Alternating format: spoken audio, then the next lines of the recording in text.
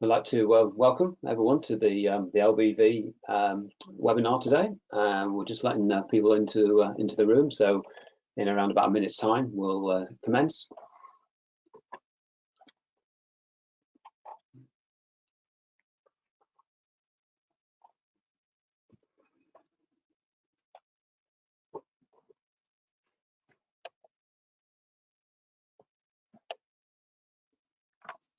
The people you can see before us today are part of our panel, and they'll be presenting and sharing their intelligence and information that they've gathered around the office market, which certainly at this point in time is very pertinent as we look at the potential of return to work going forward.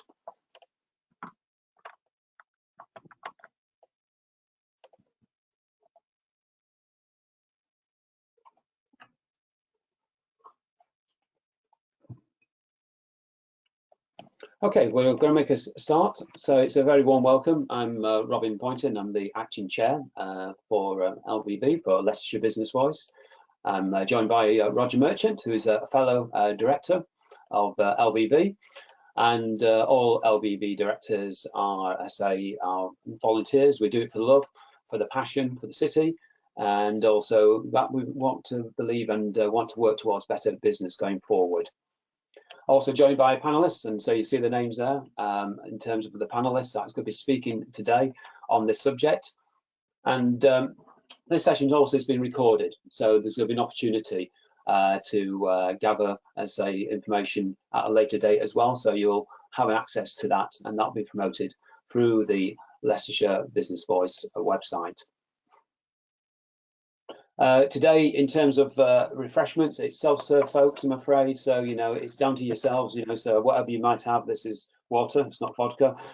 So, you know, get yourself a drink and whatever. So enjoy that. And we perhaps, you know, perhaps at LBV, we need to be thinking perhaps of an added value element for the membership. Maybe we set up an arrangement with Deliveroo, you know, so that at the time of the meetings they get a little package. But you know, that's all part of our. We'll be thinking about that going forward. In terms of the package we're using today, we're on GoToWebinar, so perhaps many of us are getting more familiar with these different devices. You'll see on GoToWebinar, you have like a control panel, and some things just to highlight on that one is particularly the question area. So the question area on the control panel, please, as I say, we've got a Q&A at the end of the session. So after Brendan, Mark and Rob have spoken, we've got a Q&A session taking place. So please feel free to put your questions into there, and then we'll have a session with the panel answering those questions. There's also, the other thing that's very important for LBV is that our role is, I say, is basically to raise the voice of business and to highlight where there are key issues where we can do better business locally. And so we're very keen to basically identify calls to action, particular things that we could do to help raise the voice of business bridge around areas of change. So in that question section within the control panel, please do use that as well, and just put the initials CTA, if you feel that this is an area that you believe actually LBV could be helpful in respect. And then we will review that at our next board meeting and look at those things and see whether there's some of those things that we can really progress going forward. LBV is an independent voice of business, and I know there's quite a few people on the webinar today that are members, and there's also some people that aren't members. So, well, surprise, surprise, we'll be delighted to invite you to join us as members going forward.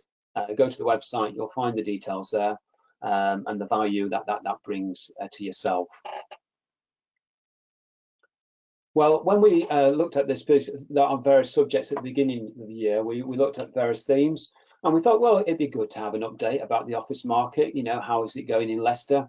We did a session last year as an LBV event, and that identified some of the trends. Well, little did we know, obviously, what was about to happen and what's been happening over the last upwards of 6 months now, and what is going to make an impact going forward, and probably is, you know, is a game changer in that some of those changes that we've seen arguably are permanent. So it's really timely today that we've got, as say, the session really looking at the future of the office in Leicester. And I'm delighted that the combination of speakers that we've been able to bring together. I'd like, first of all, to go to our first poll question, just as a warm-up to engage. And so coming up on your screen, you've got, as say, 3 options there. So if you'd like to place on there your response to that question.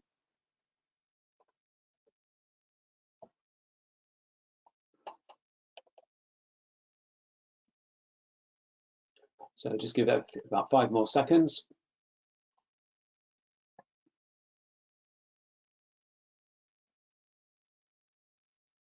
Okay, so if we can just share those results.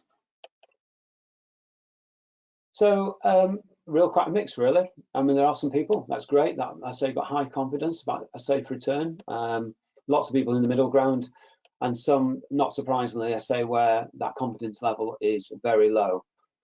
So hopefully that kind of paints a little bit of a picture as we start this webinar and gain this information, I say, from our 3 speakers today. So I'd like to now invite Brendan Walsh, who's a partner at Gunnercooke, to basically give us an overview on the office market and some of the trends that are now taking place.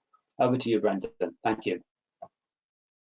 Thanks, Robin. As Robin mentioned, I'm Brendan Walsh. I'm a real estate partner in national law firm Gunnercooke. However, I live in Leicester and I've worked extensively in the East Midlands, both in Nottingham and more recently in Derby. Can I have the first slide? Thank you.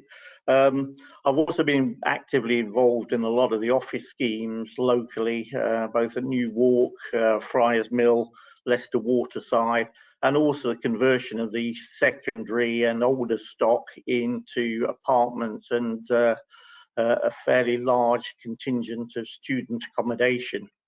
Can I have the second slide, please?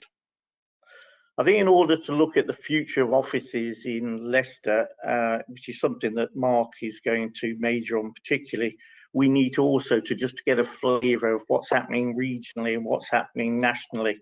I think despite Boris's call to return to the office, it's been a slow start, not really helped so much by this week's announcement of uplift in infection rates, and also the Leicester the Leicester lockdown, which still reverberates. I saw the news this morning, BBC News, where again it uses Leicester as a benchmark for lockdown activity throughout the country, which is not helpful.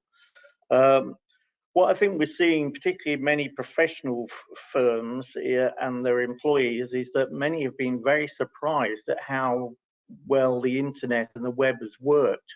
I, for one, was somewhat sceptical that it would be able to stand the pressures, but it certainly has. And I think that the release and the freedom from the day-to-day commute has also been a bit of a blessed relief in this time of COVID.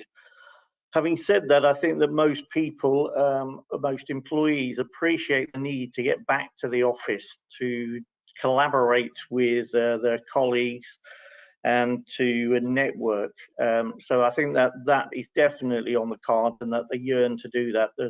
We've done video conferences to death, and I think that people really do want to get that personal interaction. Having said that, it's certainly the death of the 9 to 5. I'm not hearing from anyone that people are going back on a 9 to 5, 5-day-a-week basis. We're going to see very much flexible time, and already we're seeing long-term commitments by certain firms for 60% back in the office, 40% flexible. And it also has meant a rise in the car travel. I think one of the issues that are constantly on our minds is health and safety. That has not been a major factor, I think, in people going back to the office. I think they appreciate what employees are doing to make the offices safe and to ensure social distancing. What they are concerned about is how to get to the office. And I think over the last 5 months, where we've been told to use the public transport frugally, that really has set in, and people are now almost wedded to the car. That hopefully will be a short-term scenario, because it's essential for inner cities that we can get back to the use of public transport. Just looking at recent concerns, next slide please. We're seeing a few issues arise. Certainly lease enforcement is one of the top topics, and how we've got this moratorium now to the end of the month.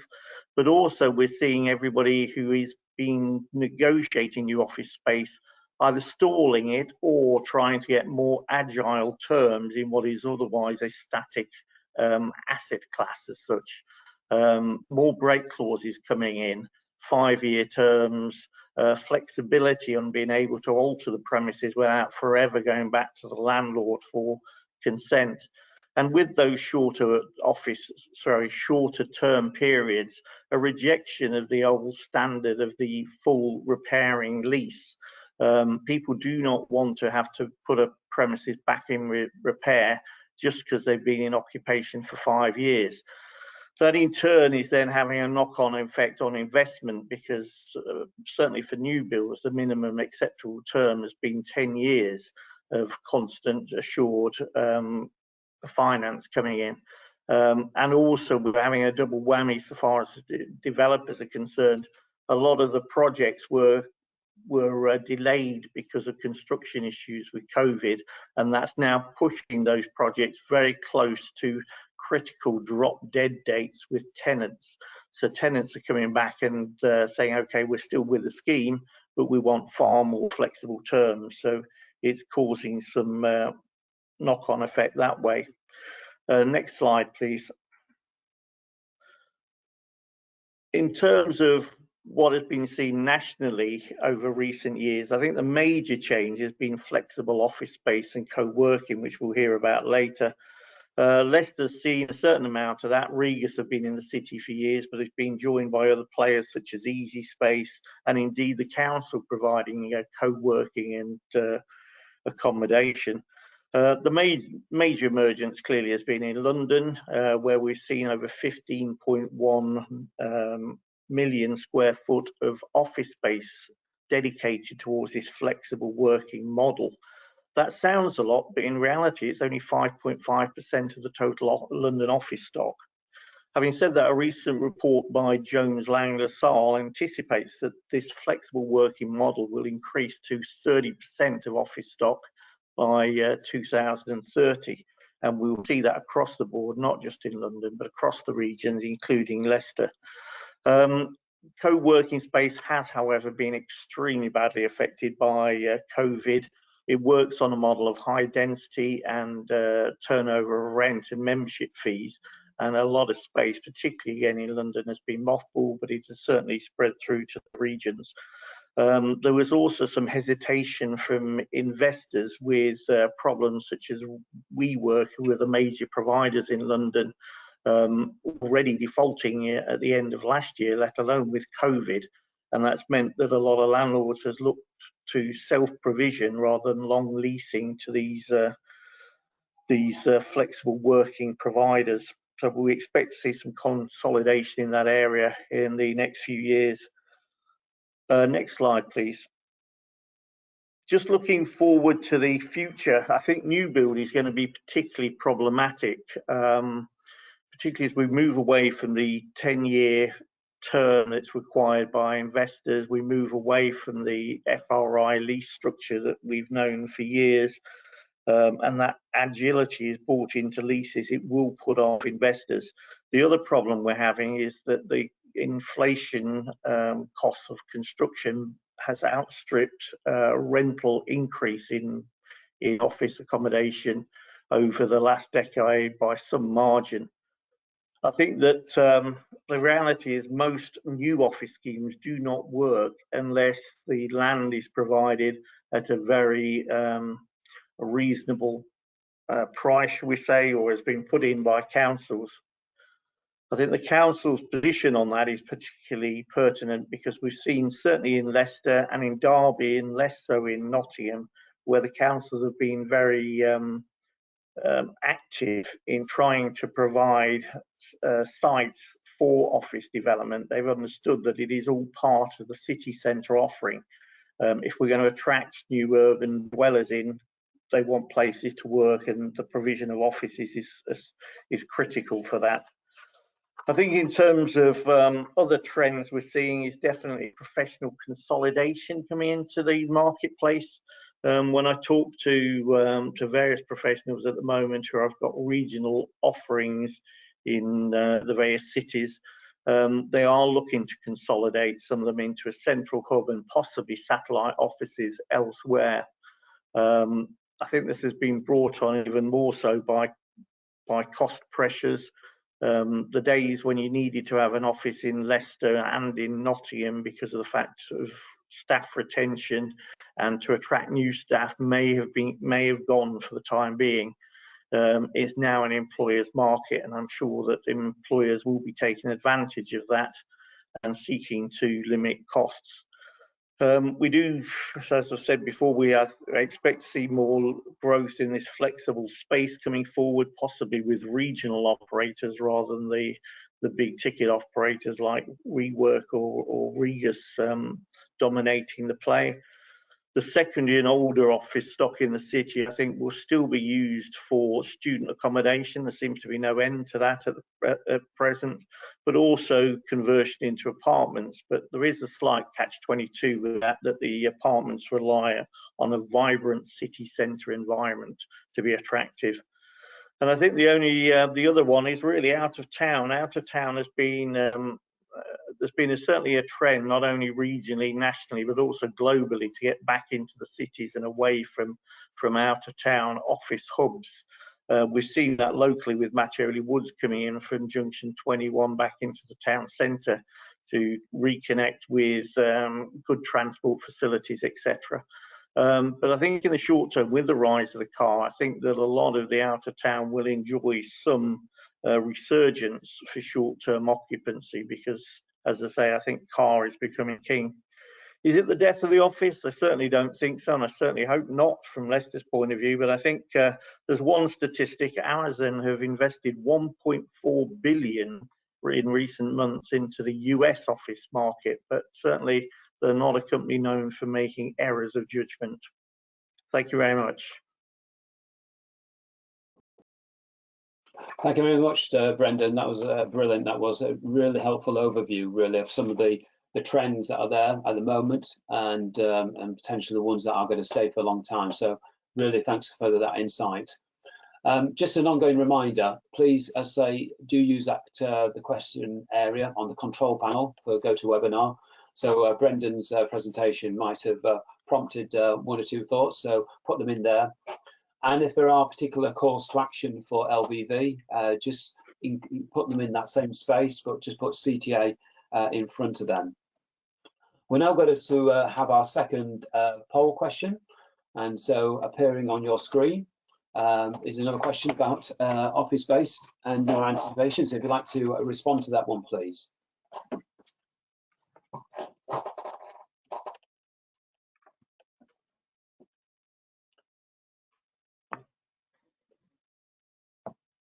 Okay, if we can close that one.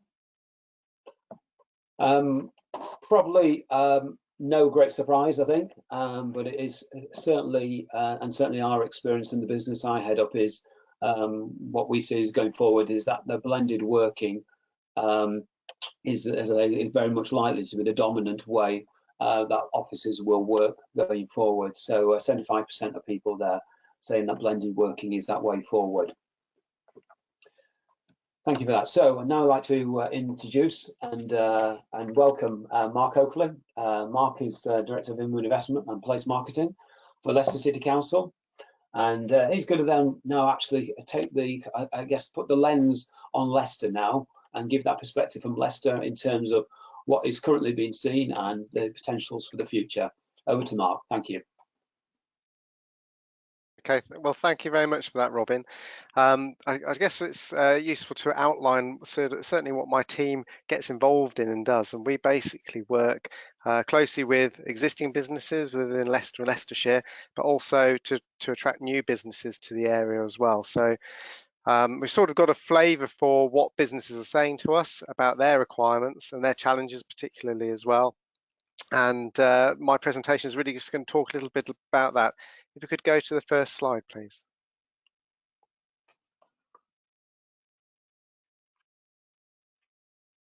Okay, so if you think about Leicester and Leicestershire as a base for offices, we've had many coming to the city and also the county over the past, say, 5 or so years. And that's been growing. And a number of these businesses that are listed in the slide here have got roots in the city. They've been growing well over the last few years, particularly. And certainly, if you look at that list, you've got Eon Next recently taking 30,000 square foot at the Rutland Centre opposite Curve. You've got Access Group building out their 100,000 square foot office HQ over at Loughborough University Science and Enterprise Park. And also, I guess you've also got U Energy that are building out new offices over at Waterside on Northgate Street. So there are some schemes that are coming forward out of the ground at this point in time. And those businesses are and have been growing within the city, really based on, around our sort of talented people, cost effectiveness and our connectivity. So if you know Leicester well, you'll know that we've got the right economic fundamentals and it's a great place for business. But the real challenge is, how do those businesses actually change and adapt in the current climate in relation to the office space that they occupy? Next slide, please. So within our patch, what we've got here is basically just a slide that gives you an idea of the amount of growth that we've had. Those are the bigger employers that I just highlighted.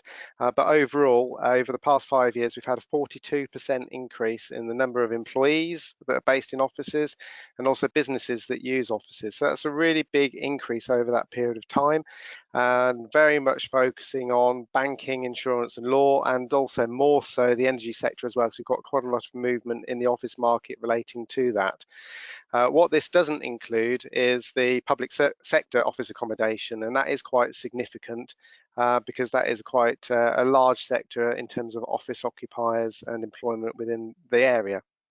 And next slide, please. So when you look at the market itself, for 2019 in Leicester, we had a very low vacancy rate against the UK average. And that was, as Brendan was highlighting earlier, it's been influenced significantly by the supply, particularly around permitted development rights and the impact that's having on the market. But when you look at how the UK is in terms of return to office, we're really, really low compared with the 5 biggest European economies at 34%. So at the moment, we're sort of slowly returning back to the office in comparison to European economies, but that's reflective of the government guidance and confidence within the local economy. So we are slightly behind where those economies are in terms of return, and that's probably reflecting the way that we're feeling about office space at the moment. The Royal Institute of Chartered Surveyors, so the RICS, they're the ones that effectively all the commercial property agents, developers, etc., are part and parcel of, but they do a quarterly survey. Now, their survey, they've recently extended their questions to their members, and here are some of the findings of those. I don't know whether people can see the bottom line of the slide deck, but basically, across the UK, 93% of the Royal Institute of Chartered Surveyors members felt that businesses would scale back their office requirements over the next 2 years. So they're thinking, along with the feedback from Brendan, that's sort of more UK based, that people will be not having such a large office requirement. And also, as part of their survey, they're thinking a little bit more about where those offices might be in terms of location. So there's this thought process that's very much property related. But what I wanted to talk about this afternoon is more about what the businesses that are in Leicester particularly are saying, thinking, and it's very much about how they are performing and operating, because effectively office space is really a facilitator of their business. So it's more important that we support our businesses to get that right, so that it enables that office space requirement, how flexible it might need to be, and also for us to be able to attract people into our area. The next slide, please.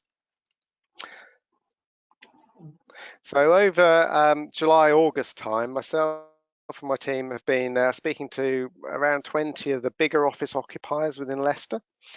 And really that was to better understand their specific requirements, but also to help us get more of a sentiment about what's happening in the market from an office space perspective.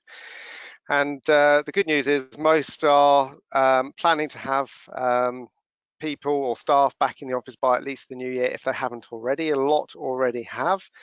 And particularly that tends to be where people are finding it difficult to deliver or businesses are finding it difficult to deliver their office-based services from home, or where there might be some element of difficulty for individuals to work from home based on their own personal circumstances. The businesses seem to have been quite heavily investing in the ability to work from home.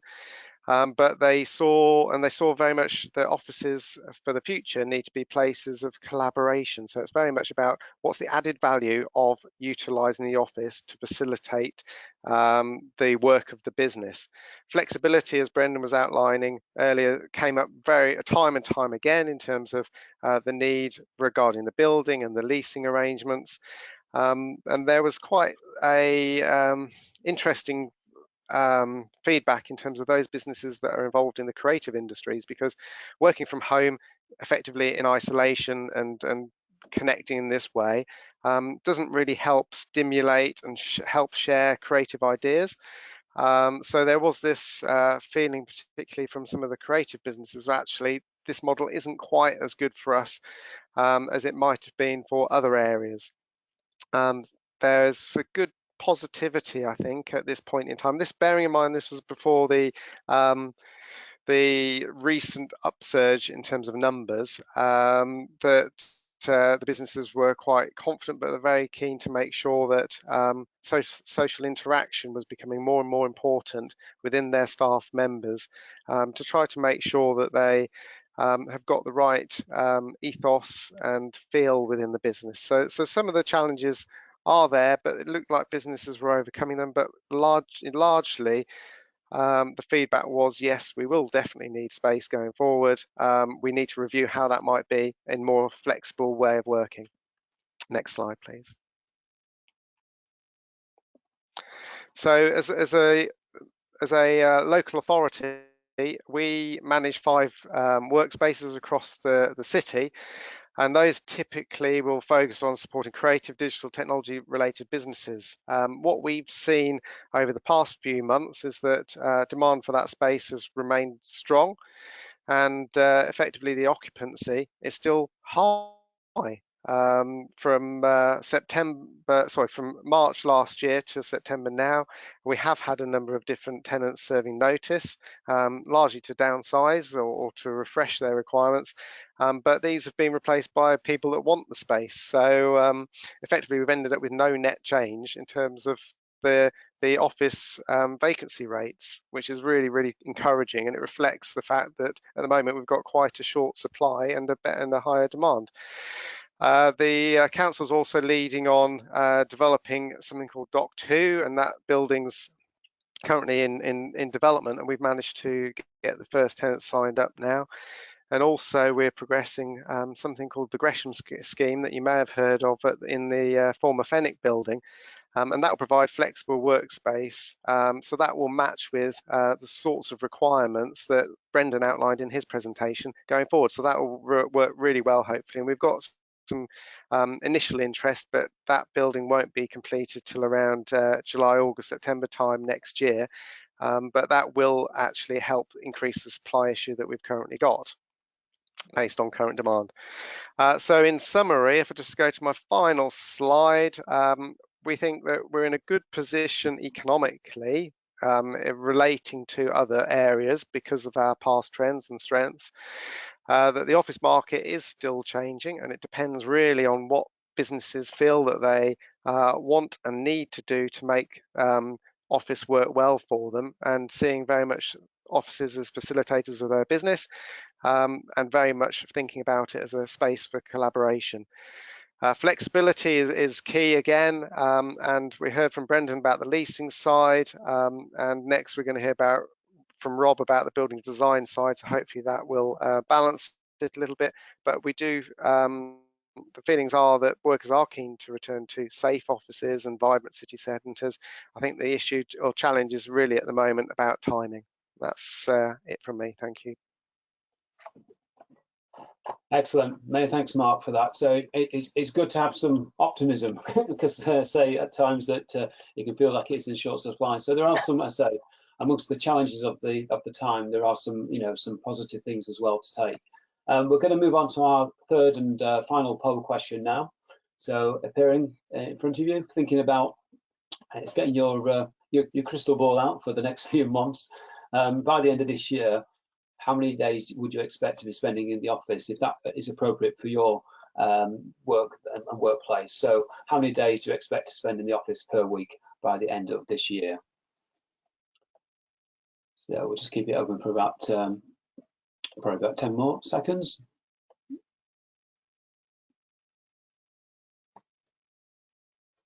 Okay, I think if we want to close that, so here are the results.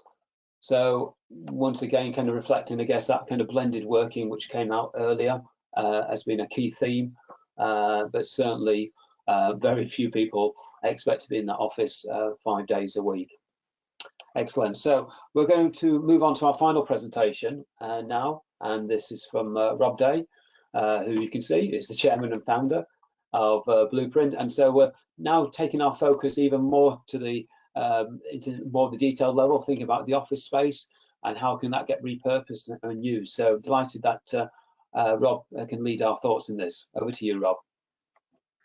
Thanks very much, Robin, and welcome everybody. I was going to say, let's reflect first of all for a minute just how consumer demand has changed our retail, home and leisure environments.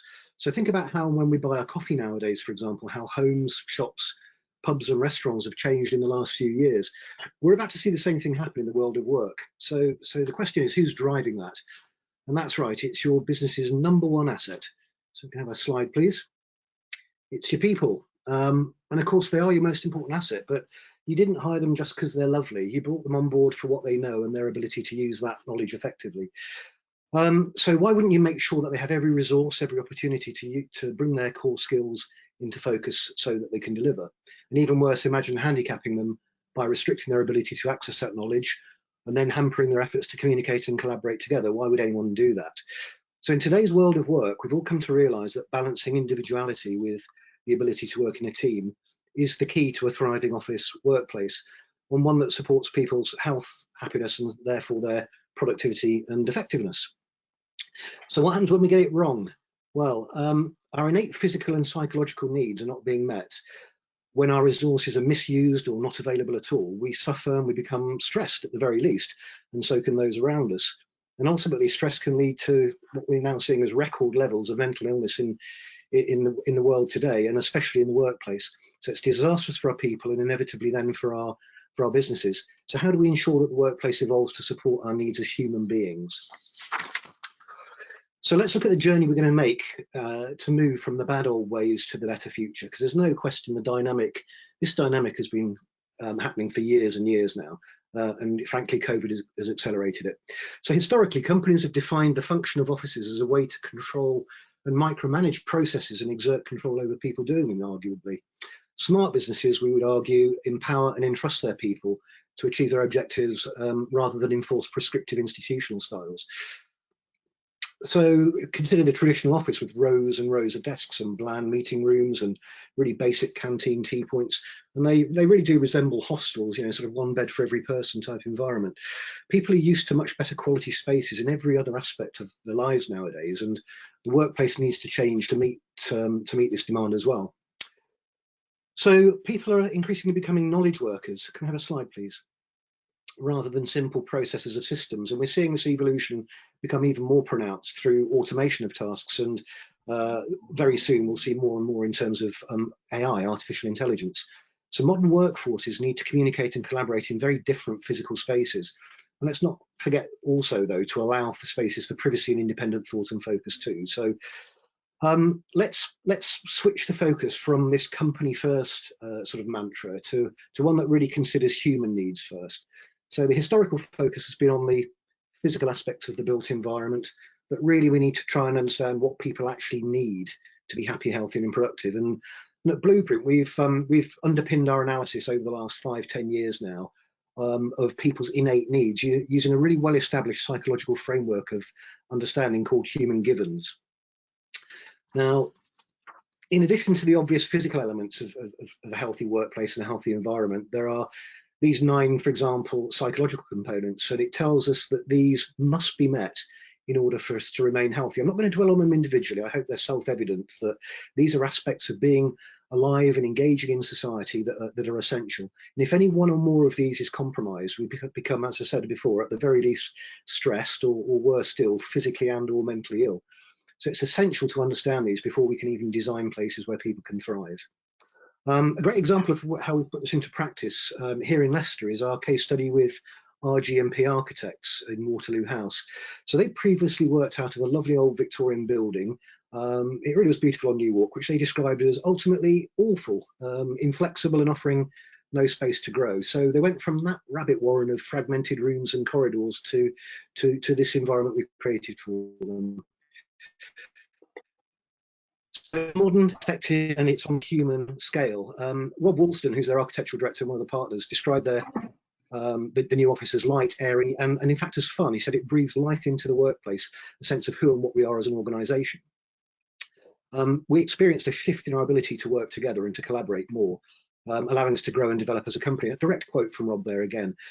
It was a cultural shift, basically. So one employee, I remember describing it actually as exciting. He said, it's like starting a new job, but with everybody you used to know before. So that leads us on really now to what does the future of the workspace look like specifically.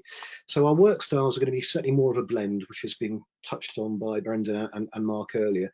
A blend of working from home and the office, and the office is very, very far from dead, because it will remain the hub of business as a resource centre for technology for sure, but as well as providing physical space to focus and collaborate for a more sort of holistic work-life balance than that our social and welfare needs need.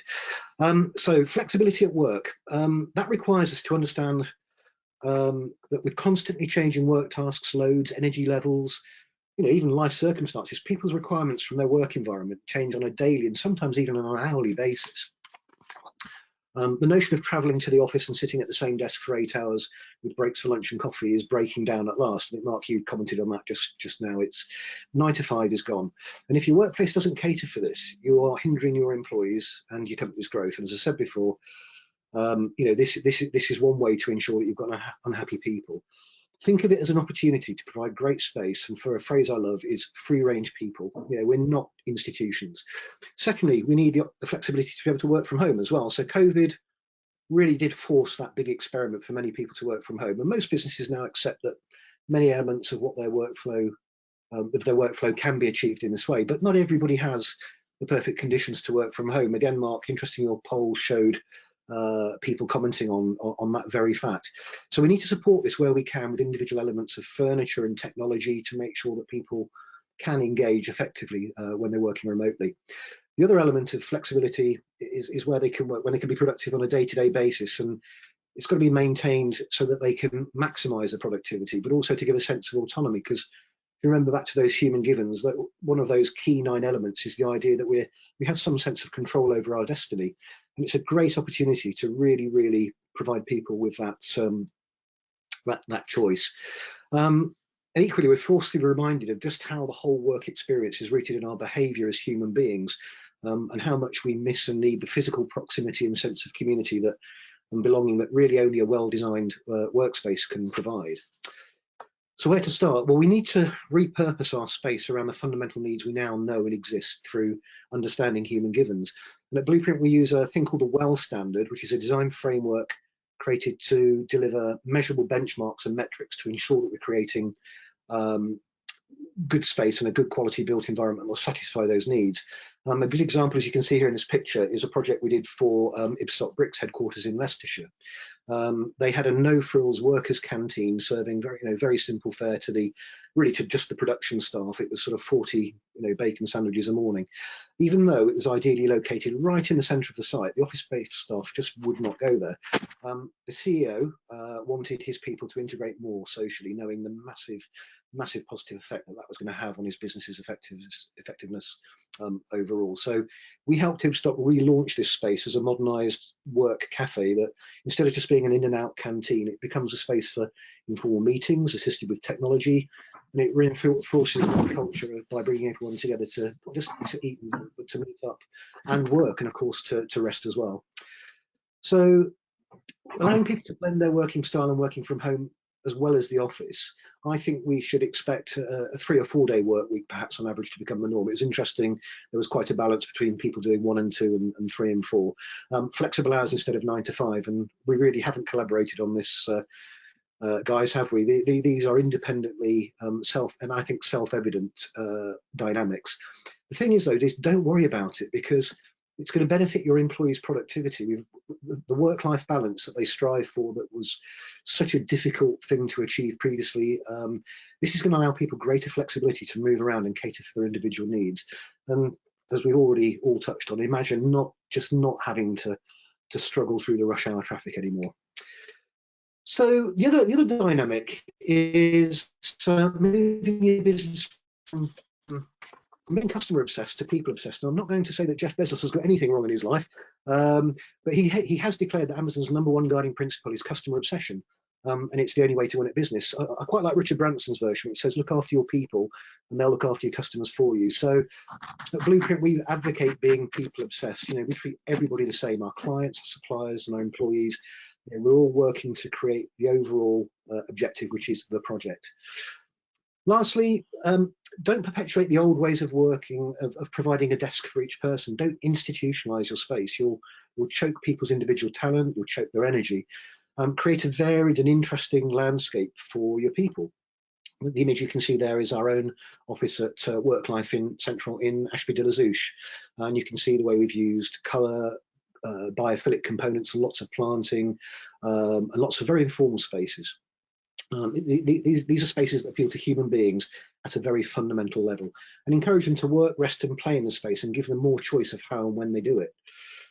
So in conclusion, I hope this brief insight's been really useful for you, and explaining how we discovered what people really need, and thus how we believe we're together redesigning flexible, agile spaces for free-range human beings. By putting them at the heart of your company's culture, we'll reinvigorate our workplaces and our offices, but as well our cities and our homes. And remember, it was consumer demand that changed our retail, home and leisure. We're about to see the same thing happen in the world of work, and you need to be ready for it. So thank you very much. Many thanks, Rob. Okay, thanks for that overview, really, and that particular focus on the office environment, how it's been changing over the years, but now it's even more dynamically changing. I'd like to invite the speakers to come back on camera, and also unmute yourselves as well. So many thanks for those presentations. I know we've got a number of questions, and that's been submitted. So I'm going to start with a question from, well, I think it's a question stroke statement from Tom Munro, who I know at Fry's Mill as our landlord. I think the question here is the return to the office in the UK behind because of COVID-19? Are there is there any information really to relate how we're doing versus, I guess, some of our European brothers in terms of return to the office? I don't know whether Mark or Brendan have got any feel for us versus Europe. Any information to share, or mainland Europe, I should say? Well, we actually have quite a lot of contact with European suppliers, and it has to be said that they appear to be back in greater numbers and working to what they would describe as a closer sense of normality. There's no question. Yeah. Okay. I think I'm seeing the same, actually, or I'm hearing the same from fellow colleagues who work more internationally, that's very much the case. They've sort of gone back. Admittedly, they're 1 or 2 weeks ahead of us anyway, so things may change, but I think they're back in force. Mm-hmm. Okay. Yeah, I think the impact of the second wave may put us back a little bit further again, but it depends on what happens within those countries at the same time. Really, we are slightly behind, or we're slightly behind, and the challenge really is making sure that everyone is safe and that people feel confident returning back to the office as a primary objective. Okay, thank you. Number of questions we've had submitted which are on the theme of the vibrancy of the city centre, and clearly so much of the past vibrancy has been built around the office market. That at the minute obviously is not active in the same way. So a question here from Tracy Harwood, and a similar question also from Charles Ridley, really. But what are the thoughts of the panel around improving the vibrancy of the city centre so that people will want to come into the city for work and stay in the city to spend their hard-earned income? So just like invite the panel there. So I don't know, Mark, do you want to just kick off with any thoughts that you've got about this changing space? Yeah, I mean, if you think about what has been happening around us, there's some key transport recovery plans, there's city reopening plans, there's a whole load of different plans and that have been in place now for quite a few months in terms of extending pavements, new cycling routes, enhanced cleaning, making space more available for cafes outside, and very much also picking up on the green shopping area as well, trying to make it a little bit greener. But I think the real challenge is making sure that the businesses are able to open and confident with opening, and have got in place mechanisms that allow for safe shopping or for safe relaxation and leisure. And what we do is we've got quite a lot of advice and support that helps them in terms of that risk management, working alongside the LEP and the Business Improvement District. So there are a range of different things that are being put in place to support and encourage people back into certainly Leicester City area.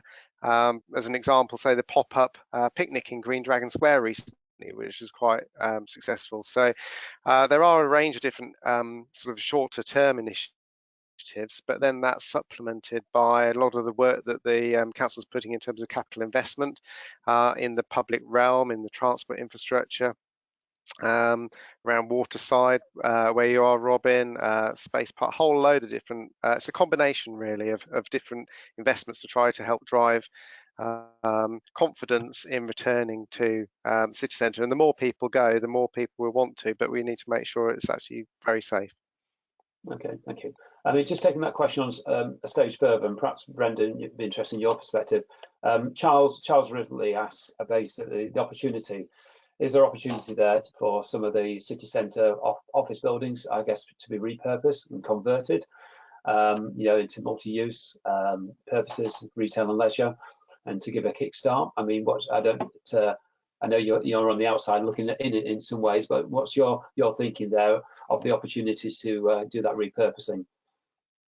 I think there's a lot of opportunity in repurposing. I think a lot has already been taken up, particularly by sort of student developers and those looking at apartment schemes. I think build to rent is certainly something that's definitely on the up in most cities, and I think there'll be a fair take up of that going forward. So at one time, a lot of these offices were sort of sitting as just as edifices, which were cities standing open.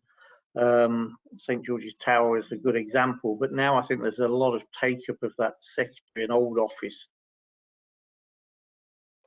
Right. Okay.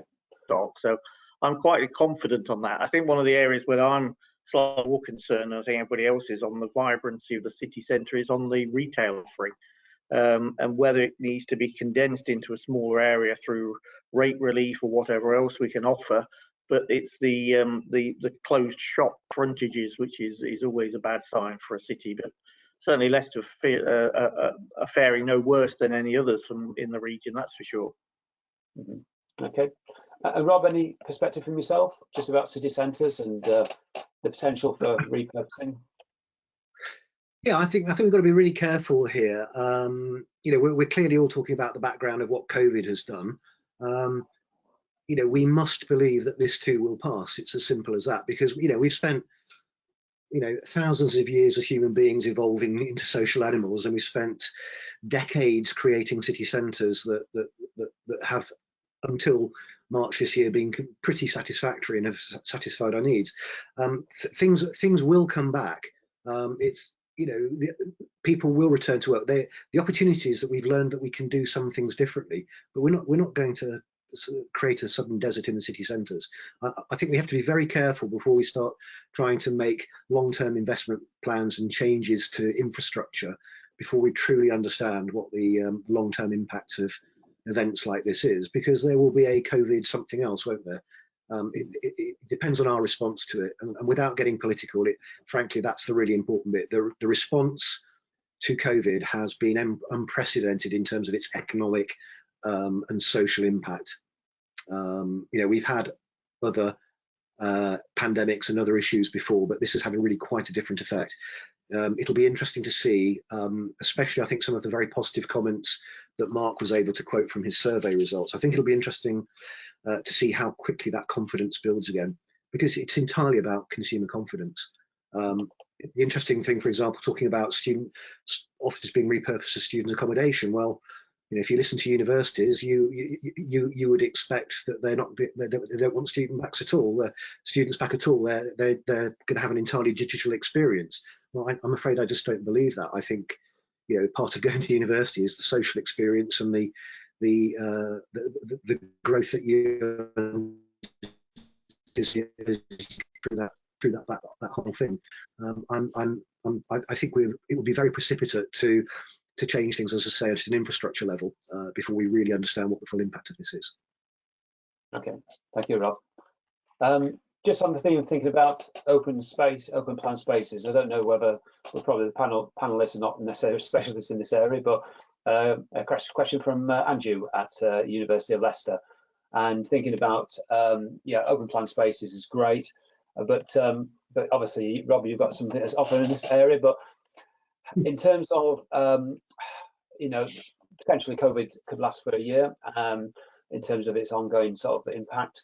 But how can we use open plan spaces to enable people to feel they belong and safe? So what are the things that could be put in place? I mean, perhaps Rob, what's your thoughts there? How do you make it a safe space and effective? Sure. Okay. So as I say, this is a long-term trend that we've seen in any case, the dynamic towards more flexible space, and the idea that you don't try and achieve everything you're supposed to in one physical location. And I don't mean necessarily just in one office, but even at one desk. The sort of places that we create, the open plan designs that we create, and work we do in the academic sector as well, these are designed to be multi-purpose, to allow individuals to work out best for themselves how to solve problems, to enable and facilitate those sometimes chance meetings between people that we referred to earlier. The question is heavily laced with the suggestion that COVID is a long-term issue. If it's around for a year, it'll be around for a year. But ultimately, the social interaction that we are used to will come back. So I don't believe we do need to change our working practices from the point of view of trying to maintain a social distance of 2 meters, 1+, or whatever. It's what are we using the spaces for, and that's what's changing. We're changing from process-driven work, and that's why some companies have found it really easy to do that. Call centres and so on have managed to work quite effectively from home. But knowledge workers, as I can't remember if it's Brendan or Mark said, but the creative sector is like that we're in, is particularly susceptible to being siloed. It makes life very much harder to have those discussions with our colleagues, with our supply chain, and indeed with our clients, where we work on and collaborate on solutions together. And absolutely in education, my understanding in the education sector is in terms of, we're moving away from sort of pedagogy learning where lecturer communicates to a big audience, to much more collaborative styles of learning. And those, you need different spaces that you don't need classrooms. Okay, thank you, Rob. We're about almost on time, so in terms of closure, but one thing for the panel to think about, I'll just give them a few seconds to mull over this, Is there one particular sort of takeout that you would like to provide to the attendees today? Any particular message? It might be a hopeful one, it might be a challenging one, but is there one particular message really around the office market and the changing office market? What would it be to pass on to our attendees today? So coming to Mark, first of all, is there one particular message for Leicester? I think that the main message is we need to make sure that the businesses are strong going forward, because they are the ones that are going to shape the requirements for office space. So that's the key really, is support local businesses, particularly where you can, because the stronger our business community is, the more demand there will be, and more interaction in relation to office space in the city centre. Thank you. Thank you, Mark. Okay, Rob, what would your message be? Yeah, well, I started and I ended my presentation today with this phrase. It was consumer demand that changed our retail, home and leisure environments in the dramatic way that they have done in the last 10 years. And it absolutely, we're going to see the same in work. It's what we do for a living. We are changing people's workplaces to focus them around people and people's activities. That's what I think we can take away from today. Okay, thank you, Rob. And Brendan. I think just going back to the point I made about professional consolidation and looking for certain office hubs, possibly at the detriment of other cities, we've got to make sure that Leicester is as attractive as possible. And even looking in the short term, the requirements of travel and this point of the rise of the car for the time being, let's make sure that the parking ability in the city is good, that the car parks, and I know we don't have direct control over that, but the early bird discount doesn't apply anymore, I don't think. So we need to make sure that at least we follow the trends. We do make it comfortable to get back to work. Obviously, a lot of people walking, a lot of people cycling, which is great, but there is still an inherent concern about travelling on the rail and in the buses. Okay, thank you very much, Brendan. So I'd like to say thank you, very much to our panel, to Mark, to Rob, to Brendan for their insight that they've offered and their investment in their time today. I think we've had some really fantastic input there and content, and a real help in terms of sort of building our understanding, and hopefully you gain some confidence as well. There is hope there. There's big challenges, but there's a lot to be hopeful for as well as we go forward and look to celebrate the city and county, what it is about, and how we can reposition ourselves and take every opportunity. Please, as I take up opportunity to go to the LBV website. You'll be getting a link to the webinar that you've attended today sent through.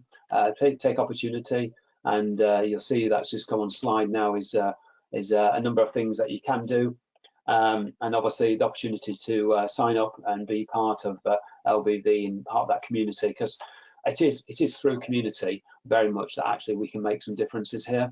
We're humans, we require social interaction, and this is kind of a second best, isn't it? But at least it's one way of doing it. But I know we long for a day that we can be down and have a beer and say it in a more social way. So I want to thank you for today, for attending, and for the panel, and also to Simon and Shriek in the background from Sandstar Communications, who are turning the knobs and flicking the slides and doing various things to keep us in order.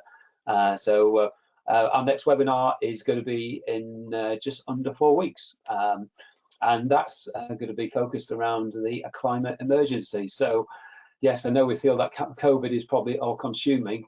But as I say, the climate emergency remains there as a big challenge for businesses.